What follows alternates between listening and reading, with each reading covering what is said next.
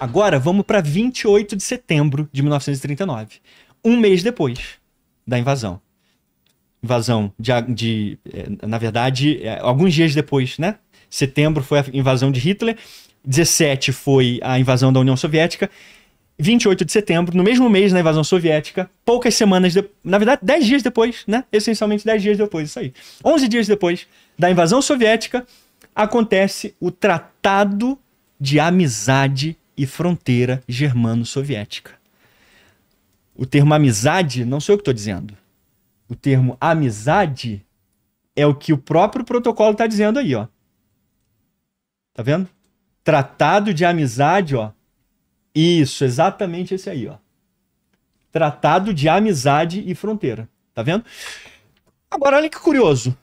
De um pacto de não agressão público para um protocolo secreto emitido no mesmo dia, secreto, dividindo a Polônia no meio. De repente, uma semana depois, a gente tem, 11 dias depois, a gente tem um novo tratado. O Tratado de Amizade e Fronteira Germano-Soviético. Na cláusula 4 desse tratado, novamente é reafirmada a palavra amizade. Que as relações entre a União Soviética e a Alemanha nazista, esse tratado fortalece ainda mais as relações de amizade entre a União Soviética e os nazistas. Então, quando a gente fala, e quando no título do vídeo, essa, né, meia dúzia dessa galera aí falou que amizade é essa, ó, tá no próprio tratado com assinatura de Ribbentrop e Molotov, inclusive. Não tá inventando. Não tá inventando. Então, a percepção do termo amizade existia naquele período. Querem discutir se era amizade verdadeira de dois amigos dando as mãos? É outra história. Não, é uma amizade de interesses claros, mas entendia-se que era uma amizade. Um acordo que existia um laço forte ali entre eles. A amizade existe, tanto no título quanto na cláusula 4. Agora, o que é interessante? Esse também é um tratado secreto, tá? Também é um tratado secreto. Ninguém sabia desse tratado aqui. Aí, o que acontece, então, dentro desse tratado? Dentro desse tratado é mencionado que, olha que incrível isso, no parágrafo 1 já, os governos soviéticos e nazistas vão agora, a partir desse momento, assegurar a paz e a prosperidade dos povos poloneses que estão sob nosso domínio. Agora o objetivo é que os nazistas e os alemães assegurem a ordem e a paz e a felicidade daqueles povos ali sob nosso domínio. Isso está no primeiro parágrafo. Nos parágrafos seguintes, a gente tem então no parágrafo 4 essa questão aí do Tratado de Amizade, né? No parágrafo 2, a gente já tem a repartição da Polônia, a menção com um mapa com a repartição da Polônia. A gente tem esse mapa aí? Tem esse mapa. Coloca o mapa aí, por favor. É o único mapa que tem no arquivo. Esse mapa tem a repartição da Polônia, que foi anexado, um outro documento secreto, que foi anexado a esse protocolo, a esse tratado de amizade. Então, dentro desse mapa, a gente tem uma linha demarcatória, por isso que é Tratado de Amizade e Fronteira. Tá. Que ali se estabelece, uma vez que nazistas invadiram, União Soviética invadiu, cada um fez a sua parte. Qual o limite aí? Agora vamos determinar bonitinho os limites que cada um vai ficar. Olha aí, que coisa linda. Tá vendo? Tão claro quanto o dia, ó. É. Olha a linha bem grossa ali, ó. Tá vendo? Sabe quem fez essa linha aí? Quem? Jojo. Jojo Stalin. É? É o azul caneta de Jojo Stalin. Tá brincando. É. Tem a assinatura dele ali em cima, tá vendo? Ele que propôs? Eles já tinham combinado, né? Ah, tá. Em 23, naquele protocolo secreto, né? 23 de agosto. Então, essa linha demarcatória aí, quem faz é Stalin, que tem a assinatura dele lá em cima. E embaixo tem a assinatura de Ribbentrop. E a data, 28 de setembro de 39. Ou seja, no mesmo dia que eles assinam o Pacto de Amizade e Fronteira, eles ainda anexam um novo protocolo. Anexam um mapa visual, para deixar claro, ó. Tá bonitinho aqui para todo mundo ver, tá vendo? Então, do lado leste fica o ocidental fica para a Alemanha, o lado oriental fica para a gente. Pronto. Mais um documento secreto que não foi revelado até a queda da União Soviética.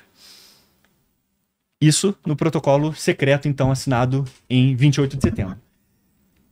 Se não bastasse isso, a gente tem uma outra declaração de amizade linda entre Molotov e os nazistas. E, de novo, a palavra amizade sendo mencionada. Para a galera ver que a palavra amizade no título desse vídeo faz todo sentido. É. Então, ó, 28 de setembro a gente tem isso. Em outubro, no final de outubro, Molotov faz um discurso no Soviete Supremo. O que é o Soviete Supremo? É a principal cúpula de todas as repúblicas soviéticas em Moscou. Elas se reuniam, era o principal evento, vamos colocar assim, organizacional e institucional da União Soviética. Então, nesse Soviete Supremo, Molotov faz um discurso. Cara, e esse discurso ele é revelador porque tá no meu livro A Transcrição, no livro do professor Dmitry Volkogonov, na biografia de Stalin, no volume 2, ele diz isso de maneira clara. Ele diz assim, é difícil você explicar como que eles colocam o termo amizade nesses protocolos. É possível você entender o pacto de não agressão. Você não se... né, a gente não se agride aqui. Agora, como você consegue explicar sobre qualquer medida racional o uso do termo amizade? Simplesmente não dá. Isso não faz sentido pra ninguém. Só pra quem quer defender o regime, né? Pra quem é apologista do regime. Então, nesse Soviete Supremo, onde só tem comunistas, cara, da mais alta cúpula comunista, Molotov faz uma condenação contra os britânicos e franceses pelo estado de guerra que eles fizeram contra a Alemanha. Aí Molotov diz, está a transcrição completa aí nesse trecho do meu livro. Aí Molotov diz assim, é lamentável ver esse estado de guerra colocado pelos britânicos contra os alemães e esse anti-hitlerismo britânico, criticando o anti-hitlerismo britânico. Molotov, em um discurso dentro do Soviete Supremo. Palavras dele ali. E ele ainda diz novamente, as relações de amizade entre a União Soviética e a Alemanha melhoraram consideravelmente nos esforços que a Alemanha faz pela paz.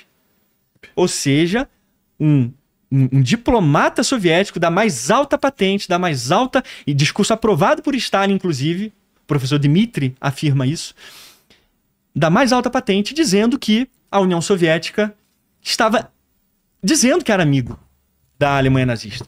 E estava condenando os britânicos pelo seu anti-hitlerismo. Então a gente tem agosto, setembro e outubro. Uma série de documentos primários, de fontes primárias, ratificando essa amizade. Né? Então, olha como... Isso não se fala, né? Isso literalmente a Globo não mostra. Né? Então você vê que, sabe, é lamentável ver que a galera fica nesse pacto de não agressão. Pacto de não agressão só. Sendo que tá explícito, é só parar para estudar e ler, que você vai ver que é muito mais. O termo amizade foi usado múltiplas vezes. Não foi uma invenção capitalista para, sabe, desmoralizar a União Soviética, não. Eles se entendiam dessa maneira. E a gente não parou por aí, tem muito mais. Então a gente teve esse protocolo secreto reafirmado entre eles. Nesse ínterim, então, dentro da Polônia, a gente viu que Stalin explicou para o povo que era para proteger a Polônia, né? A metade leste era da União Soviética. Quando o Exército Vermelho invade, toma conta da Polônia, de 1939 a 1941, acontece um expurgo, uma limpeza étnica em massa de poloneses, que não é à toa que hoje o símbolo da União Soviética, o símbolo comunista, é proibido na Polônia até hoje. É mesmo? Não é à toa. Porque quando a gente analisa as evidências, que são evidências primárias que registram dentro dos próprios registros comunistas, né? O que os alemães fizeram, então, foi pior ainda. Sabe? Essa história de também querer comparar o regime soviético e o nazista no sentido da desumanidade, o nazista é pior. Não adianta vir com essa história. O nazismo, ele é algo assim... Ele é algo que é incomparável. Ele tem que estar em primeiro lugar sempre, em qualquer... Não tem limite, né? Não tem limite. O soviético está no segundo degrau. É isso. O nazista, ele tem que ser colocado no primeiro. O soviético está em segundo. Isso a gente vê pelos fatos, as evidências, né? Então, olha o que acontece. Os soviéticos começam uma limpeza étnica em massa. Na obra do professor do Terceiro Reich, Richard Evans, no Terceiro Reich em Guerra, esse é o título da obra, também em colossão assim, ele diz claramente ali, ó, a União Soviética, o pedaço da União Soviética leste, que ficou da Polônia para eles, tinha 13 milhões de habitantes ali. Desses 13 milhões de habitantes, que ficou sob domínio soviético, 1,5 milhão foram deportados em massa. Pra onde? E a explicação era o quê? Fascistas, tá. contra-revolucionários. A Alemanha não tinha nem chegado lá. Mas a gente precisa limpar porque essa galera resiste contra a gente. E se resiste contra a gente, é fascista. É contra-revolucionário, limpeza étnica. Mandou 1,5 milhão desses poloneses em trens de carga de animais, empilhados para o Cazaquistão. Dias de viagem para dentro da União Soviética. Para trabalho forçado. Trabalho forçado nos gulags, né? Para fazer a máquina soviética funcionar também. 1,5 milhão de pessoas. Isso representa, Vilela, 12% da população polonesa inteira. Cara. Tu tem noção, cara? É por isso que o problema é o seguinte, quando a gente fala de União Soviética, a gente fala sempre de tantos milhões, que fica até vulgar, né? É milhões, a gente não para compreender, cara. 1,5 milhão de pessoas é 12% da população ucraniana sob o domínio de Stalin ali. É, polonesa. É, polonesa, isso. Vamos colocar aqui para uma perspectiva brasileira, então. 25 milhões de pessoas. Seria o comparativo. Seria o comparativo. É a mesma 12% da população brasileira hoje, 212 milhões de habitantes, 25 milhões de pessoas. Então você imagina, mais da metade da população de São Paulo inteira. Sendo levada para outro lugar. Sendo levada para outro lugar. Quase 2 vezes a população do estado do Rio de Janeiro inteira.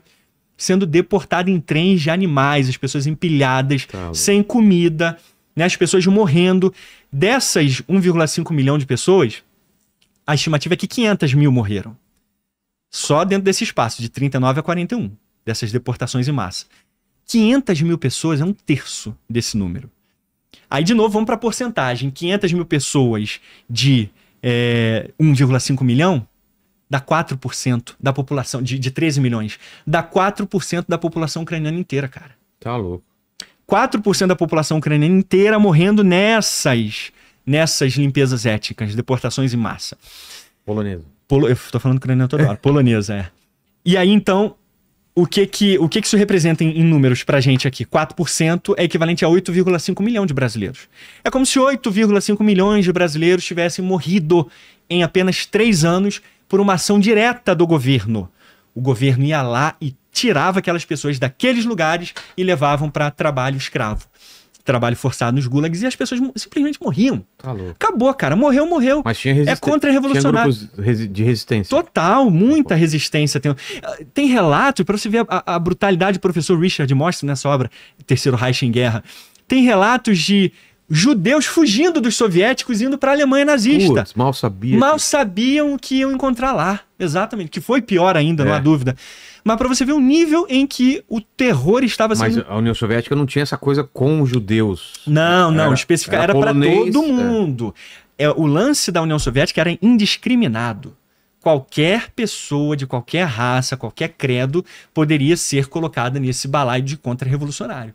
Então, a Alemanha tinha um limite, ele tinha aquelas raças que ela queria eliminar. A União Soviética poderia ser qualquer pessoa que fosse contra o regime, né? Entendi. Então, você vê, 500 mil pessoas morreram nesse trajeto. Olha a proteção que Stalin planejava dar para os poloneses. Não à toa, os poloneses resistiram a esse tipo de brutalidade, né? Então, só para a galera entender o que a União Soviética fez dentro da Polônia, por que a Polônia resistiu, por que a Polônia não queria que o Exército Vermelho entrasse, porque sabia que aquilo ali seria território soviético. Não seria nem só metade, seria o território inteiro. Então, sabe, esse terror, ele ficou registrado assim na memória do povo polonês, né? De uma maneira assim indizível. Eu fui no museu lá da Polônia sobre isso, né? Que tem muito, muito clara essa divisão entre soviéticos e alemães, e eles odeiam os dois da mesma forma. Exatamente. Né? É um ódio que a gente consegue entender de onde vem. É uma história muito recente. E eles estão assustados agora pra caramba com esse avanço russo de novo. Putin quer a Polônia, né, cara? É claro. Ele nunca, os soviéticos e os russos depois nunca aceitaram. Estados bálticos, mesma coisa. Estados bálticos, só pra você ter uma noção, 400 mil pessoas foram deportadas à força dos Estados Bálticos, que são isso aqui, cara. Estados Bálticos, se você olhar no mapa, é isso aqui, não é nada. Você imagina 400 mil pessoas sendo deportadas dali. Pro interior da União Soviética, morrendo as dezenas de milhares também. Por isso que eu falo pra galera, estudar a União Soviética é sangrar um pouco cada dia, cara. Assim como estudar a Alemanha nazista também, né? E isso não é tudo, né? Ainda sobre esse lance da amizade, pra mim chega num momento agora de uma das partes mais reveladoras que veio à tona depois da abertura dos arquivos soviéticos. Se a gente acha que a gente viu tudo em relação a esse interesse da União Soviética de estreitar essa amizade, e aí eu abro aspas e cito o próprio documento soviético, a amizade entre eles, em 1940 é o clímax dessa história toda. 1940, em outubro, especificamente 13 de outubro de 1940, Hitler queria mais, Stalin queria mais, então eles têm uma ideia. Vamos convidar a União Soviética para fazer parte do Pacto Tripartite.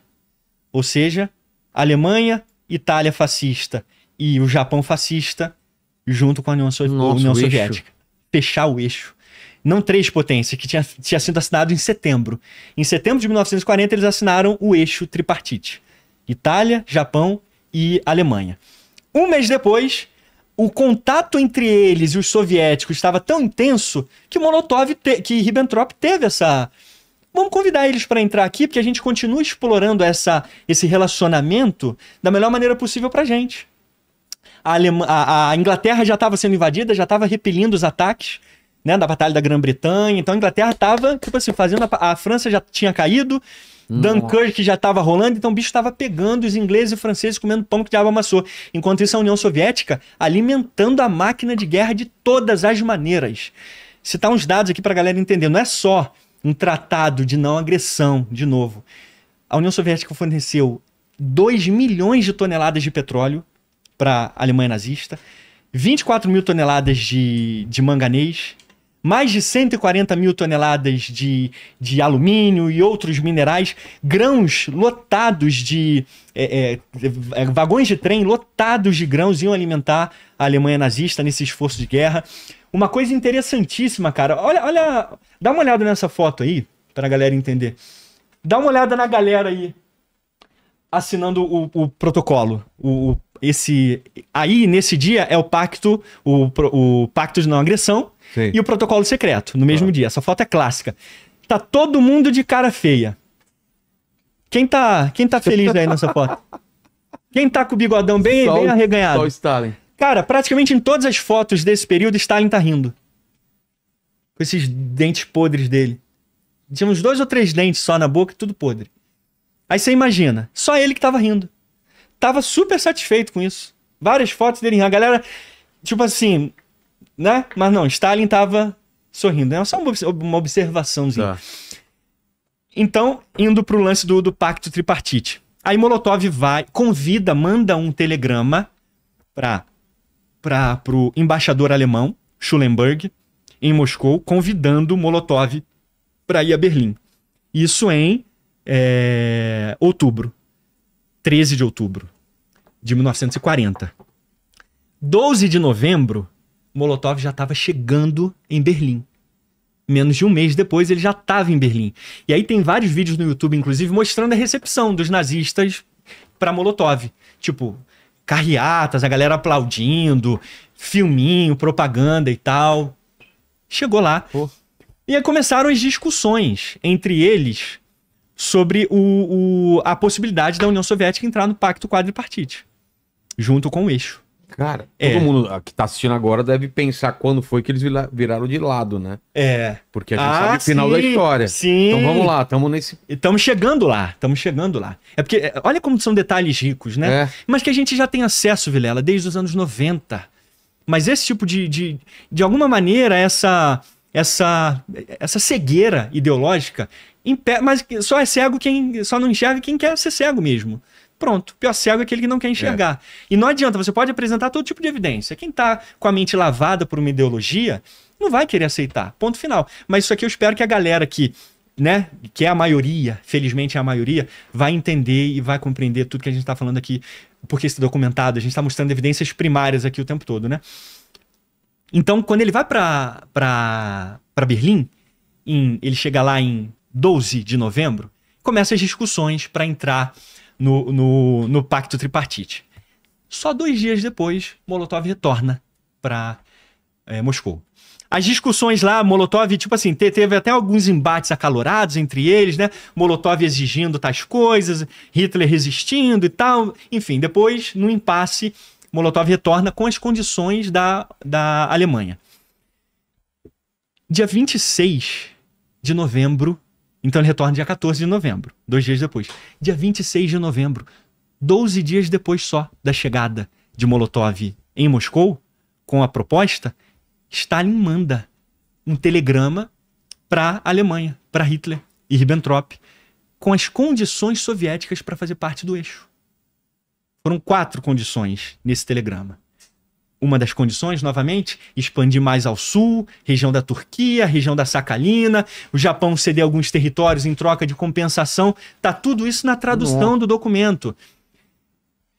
Para entrar em paz com os japoneses também, que era japonês, na verdade a galera diz, União Soviética também tinha risco dos japoneses. Os japoneses já eram uma pedra no sapato da Rússia desde sempre. Desde o Império Russo tinha japonês lá na fronteira da Mongólia, de atritozinho. Então é uma coisa antiga, né? Então, sabe, uma paz duradoura com os japoneses, inclusive, em troca de uma compensação. Mandou esse telegrama para Berlim. Tá documentado. Isso na obra, isso em múltiplas obras especializadas, o professor Oleg Klevniuk, professor Ian Kershaw, a gente tem múltiplas obras mostrando isso. A galera simplesmente, né, eles enviam esse telegrama e ficam esperando. E aí? Em novembro, 26 de novembro, mandam um telegrama e ficam esperando. Hitler nunca mais respondeu nada para a União Soviética. A última correspondência trocada entre soviéticos e nazistas foi uma correspondência comunista. Foi uma correspondência do governo soviético para entrar no eixo. Eles nunca tiveram resposta disso. E por que você acha que aconteceu? Porque Hitler foi muito mais leal à sua ideologia anticomunista do que Stalin em relação à ideologia antifascista. Hitler já não queria mais nada. Stalin não estava entendendo, preferiu manter as coisas do jeito como estava. As relações estavam continuando, não obtiveram resposta, mas quem tomou a iniciativa, e o professor Geoffrey Roberts, é um outro grande sovietólogo, ele diz isso. O último que tomou a iniciativa de tentar um acordo em dar as suas condições foi Stalin nessa história toda. Então, isso é mais humilhante ainda. Porque não foi a União Soviética que negou, meu amigo. Não foi, a União Soviética não tem nada na mesa oficial que possa dizer assim, não, nós negamos isso aqui. Não. Quem negou foi a Alemanha nazista. Pelo silêncio. Pelo silêncio e em 22 de junho, com a invasão da União Soviética, 22 de junho de 1941. Então, Operação Barbarossa. Antes de entrar nessa,